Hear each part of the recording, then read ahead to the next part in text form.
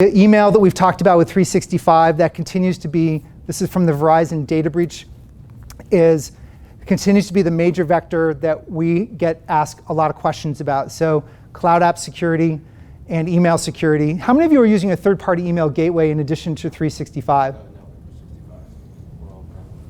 Okay, you're on-prem. Third party? Okay. So fragmentation. We're going to be, when we're talking about the SIEM is going to be pulling together fragmented solutions throughout your network. And so asking the question, how many of you are using Microsoft's native security product at the endpoint right now? So Windows Defender. Okay. How many of you are using like a third party on top of that, like a Capture ATP, Sonic, Cylance, Darktrace, Carbon Black, something like that? Okay, Sophos. Okay, and then how many of you using like a firewall, email gate, a firewall, SLVPN, things of that nature? Well, all of you are using those, right? So you start stacking those all together. This is what and there's all different products in different companies. All have a different way of handling logs, all have a different interface that you look into. So they're recognizing this, and they're saying that this is really difficult to manage at the large corporate level. And so how do we pull this all together so that we have a consolidated view? And this is just from CISO Online, just that I pulled in from late last year. There's starting to be a lot of pushback with CIOs and CISOs that they're sick and tired of the expense, the management of all of these point solutions and how we pull, and it's becoming problematic. But that's how the industry dealt with it.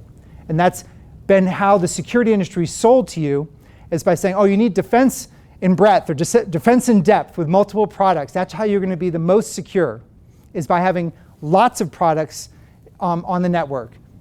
And so that's going to be a tough one for the industry to recover from, because the vendors have done a really good job at selling that. But I actually don't see it all going down to one vendor.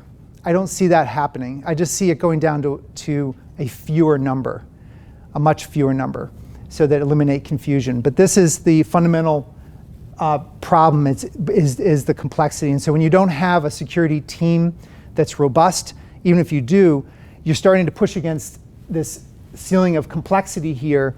And for example, I was just talking to James about this. The logs in AWS and Azure all have different timestamps.